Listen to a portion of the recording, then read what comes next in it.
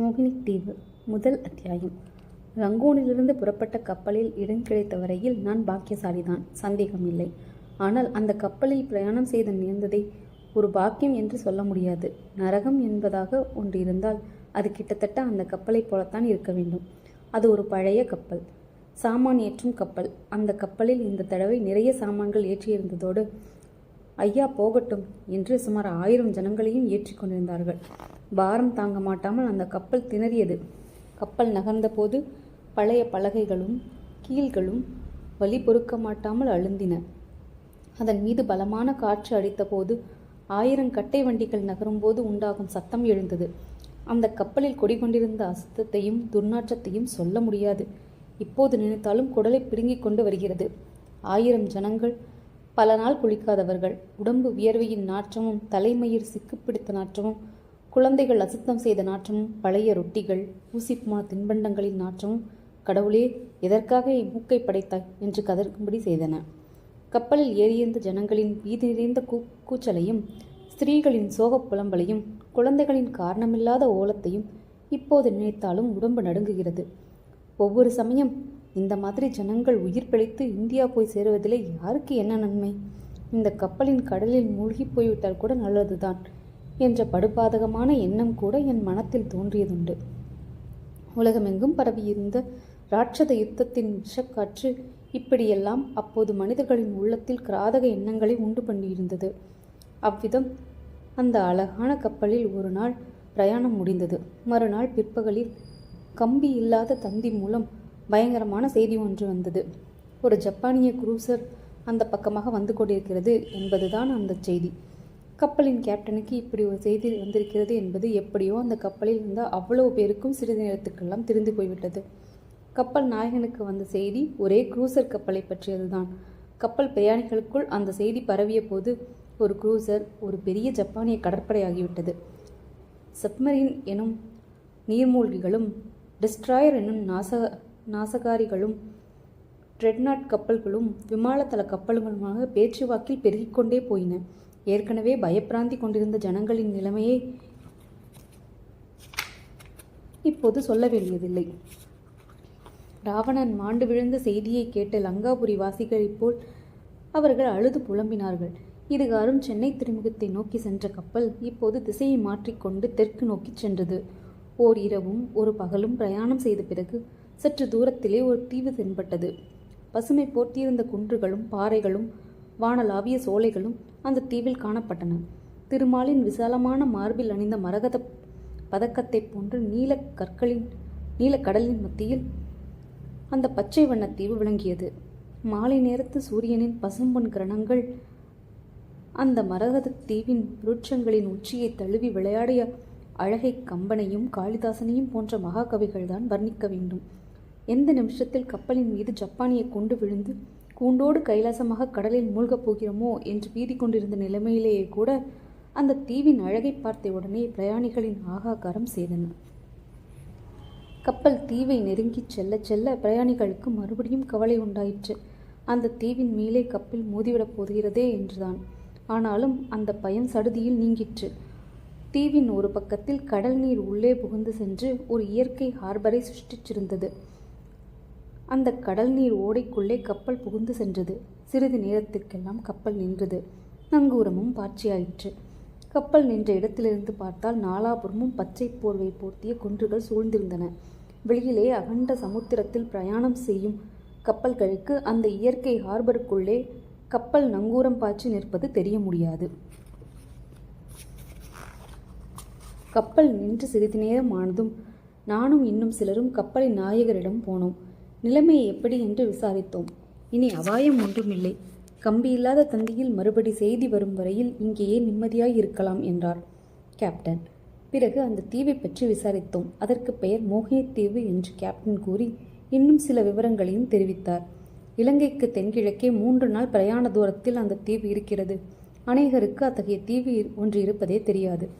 தெரிந்தவர்களிலும் ஒரு சிலருக்குத்தான் இம்மாதிரி அதற்குள்ளே கடல் புகுந்து சென்று இரகசிய இயற்கை ஹார்பர் ஒன்றை சிருஷ்டிச்சிருக்கிறது என்று தெரியும். அந்த சின்னஞ்சிறிய தீவுதான் ஒரு கரையிலிருந்து இன்னொரு கரைக்கு 3 காத தூரத்துக்கு மேல் இருக்காது. தற்சமயம் அந்த தீவில் மனிதர்கள் யாரும் இல்லை. ஒரு காலத்தில் நாகரிகத்தில் சிறந்த மனிதர்கள் அங்கே வாழ்ந்திருக்க வேண்டும் என்பதற்கான சின்னங்கள் பல இருக்கின்றன. அஜந்தா, எல்லோரா, மாமல்லபுரம் முதலிய இடங்களில் உள்ளவை போன்ற பழைய காலத்து சிற்பங்களும் பாழடைந்த கோயில் மண்டபங்களும் அந்த தீவில் இருக்கின்றன. வளம் நிறைந்த அத்தீவில் மக்களை குடியேற்றுவதற்கு சிற்சில முயற்சிகள் செய்யப்பட்டன. அவை ஒன்றும் பலன் தரவில்லை. சில நாளைக்கு மேல் அந்த தீவில் வசிப்பதற்கு எவரும் இஷ்டப்படுவதில்லை. ஏதேதோ கதைகள் பல அத்தீவை பற்றி சொல்லப்படுகின்றன. அதோ தெரிகிறதே, அந்த குன்றின் மேல் ஏறி பார்த்தால் நான் சொன்ன பழைய காலத்து சிற்ப அதிசயங்கள் எல்லாம் பார்க்கலாம். இதற்கு முன்னால் ஒரு தடவை நான் அக்குன்றின் மேல் ஏறி பார்த்திருக்கிறேன். ஆனால் தீவுக்குள்ளே போய் பார்த்தது கிடையாது என்றார் கப்பல் நாயகர். இதை கேட்டதும் அந்த குன்றின் மேல் ஏறி பார்க்க வேண்டும் என்கிற அடக்க முடியாத ஆர்வம் என் மனத்தில் ஏற்பட்டுவிட்டது. பழைய காலத்து சிற்பம், சித்திரம் இவற்றில் எனக்கு உள்ள சபலம்தான் உமக்கு தெரியுமே. கேப்டன் கூறிய விவரங்களை கேட்ட இன்னும் சிலரும் என் மாதிரியே ஆசை கொண்டதாக தெரிந்தது. எல்லாருமாக சேர்ந்து கப்பல் நாயகரிடம், இங்கே கப்பல் வெறுமனே தானே நின்று கொண்டிருக்கிறது, படகிலே சென்று அந்த குன்றின் மேல் ஏறி பார்த்துவிட்டு வரலாமே என்று வற்புறுத்தினோம். கப்பல் நாயகரும் கடைசியில் எங்கள் விருப்பத்திற்கு இணங்கினார். இப்போதே மாலையாகிவிட்டது, சீக்கிரத்தில் திரும்பி வந்துவிட வேண்டும். நான் இல்லாத சமயத்தில் ஏதாவது முக்கியமான செய்தி வரலாமில்லவா என்று சொல்லிவிட்டு கப்பலில் இருந்த படகுகளில் ஒன்றை இறக்கச் சொன்னார். கேப்டனும் நானும் இன்னும் 4-5 பேரும் படகில் ஏறிக்கொண்டோம். தாம் இல்லாத போது ஏதேனும் செய்தி வந்தால் தமக்கு கொடி சமீட்சை மூலம் அதை தெரியப்படுத்துவது எப்படி என்று தம்முடைய உதவி உத்தியோகஸ்தரிடம் கேப்டன் தெரிவித்துவிட்டு படகில் ஏறினார். அந்த இடத்தின் கொந்தளிப்பு என்பதே இல்லாமல் தண்ணீர் பரப்பு தகடு போல இருந்தது. படகை வெகு சுலபமாக தள்ளிக்கொண்டு போய் கரையில் இறக்கினோம். கரையோரமாக சிறிது தூரம் நடந்து சென்ற பிறகு வசதியான ஒரு இடத்தில் குன்றின் மீது ஏறினோம். குன்றின் உயரம் அதிகம் இல்லை, சுமார் 500 அல்லது 600 அடிதான் இருக்கலாம். என்றாலும் சரியான பாதை இல்லாதபடியால் ஏறுவதற்கு சிரமமாகவே இருந்தது. மண்டி வளர்ந்திருந்த செடிகள் கொடிகளுக்குள்ளே புகுந்து அவற்றை கையால் ஆங்காங்கே விலக்கிக் கொண்டு ஏற வேண்டியிருந்தது.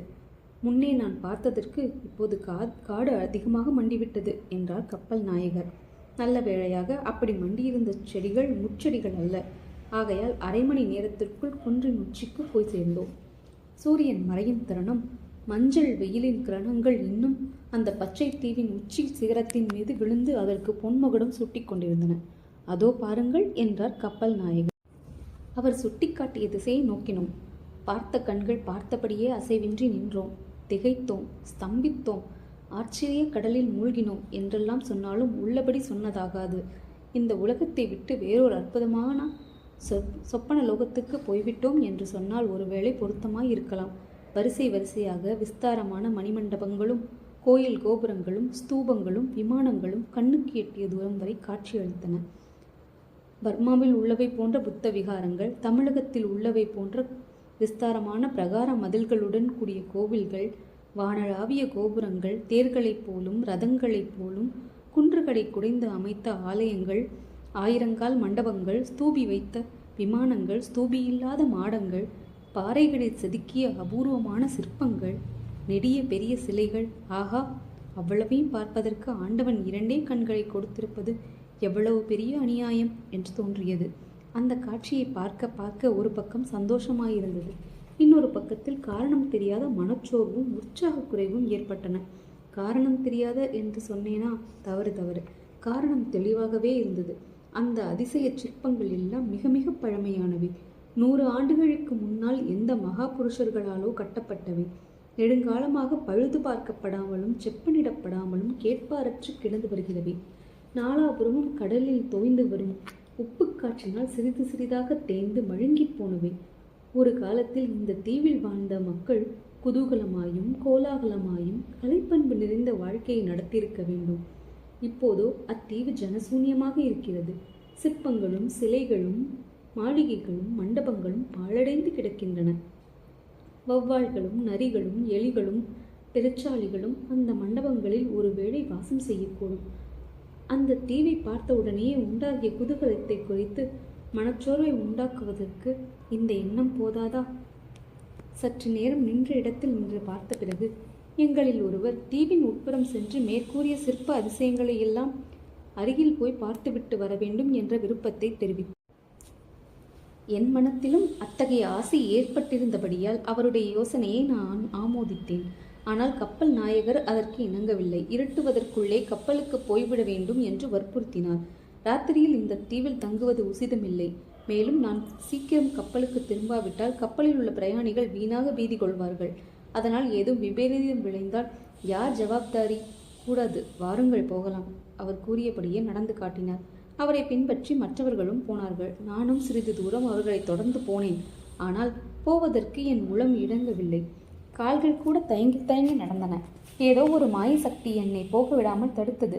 ஏதோ ஒரு மர்மமான குரல் என் அகக்காதில், அப்பனே, இந்த மாதிரி சந்தர்ப்பம் உன் ஆயுளில் இனி ஒரு முறை கிடைக்குமா? அந்த மூடர்களை பின்தொடர்ந்து நீயும் திரும்பி போகிறாயே என்று சொல்லிற்று. குன்றின் சரிவில் அவர்கள் இறங்கத் தொடங்கிய பிறகு நான் மட்டும் ஒரு பெரிய மரத்தின் பின்னால் மறைந்து நின்று கொண்டேன். அப்படி ஒன்றும் பிரமாதமான விஷயம் இல்லை. அந்த தீவின் கரையிலிருந்து கொஞ்ச தூரத்திலேதான் கப்பல் நின்றது. இங்கிருந்து சத்தம் போட்டு கூப்பிட்டால் கப்பலில் உள்ளவர்களுக்கு காது கேட்டுவிடும். ராத்திரி எப்படியும் கப்பல் கிளம்பப் போவதில்லை. பொழுது விடிந்த பிறகுதான் இனி பிரயாணம் என்று கப்பல் நாயகர் சொல்லிவிட்டார். பின் எதற்காக அந்த நரகத்தில் ஒரு இரவை கழிக்க வேண்டும்? அப்பப்பா, அந்த கப்பலில் விழும் துர்நாற்றமும் பிரயாணிகளின் கூச்சலும் அதையெல்லாம் நினைத்தாலே குடலை குமட்டியது. அந்த கப்பலுடனே ஒப்பிடும்போது இந்த தீவு சொர்க்கத்துக்கு சமானம் அல்லவா? தீவில் துஷ்ட மிருகங்களே இல்லை என்று கப்பல் நாயகர் நிச்சயமாய் சொல்லியிருக்கிறார். பின் என்ன பயம்? சிறிது நேரத்துக்கெல்லாம் பூர்ணச்சந்திரன் உதயமாகிவிடும். பால் நிலவில் அந்த தீவின் அற்புதங்கள் மேலும் சோபை பெற்று விளங்கும். இவ்விதமெல்லாம் எண்ணமிட்டு கொண்டே மரத்தின் பின்னால் மறைந்து நின்றேன். போனவர்கள் படகில் ஏறினார்கள். கயிற்றை அவிழ்த்து விட்டார்கள். படகு கொஞ்ச தூரம் சென்றது. அப்புறம் யாரோ நான் படகில் இல்லை என்பதை கவனித்திருக்க வேண்டும். படகு நின்றது. கேப்டனும் மற்றவர்களும் சர்ச்சை செய்யும் சத்தமும் கேட்டது. மறுபடியும் படகு இந்த கரையை நோக்கி வந்தது. என் நெஞ்சு திக் திக் என்று அழித்து கொண்டது. கரை ஓரமாக படகு வந்து நின்றதும் கையை தட்டினார்கள். உரத்த குரலில் சத்தம் போட்டு கூப்பிட்டார்கள். கேப்டன் கைத்துப்பாக்கியை எடுத்து ஒரு தடவை வெடித்து தீர்த்தார். மேலும் சிறிது நேரம் காத்து கொண்டிருந்தார்கள். நானோ அசையவில்லை. மறுபடியும் படகு நகரத் தொடங்கி படகு கப்பலை நோக்கி சென்றது. அப்பாடா என்று நான் பெருமூச்சு விட்டேன்.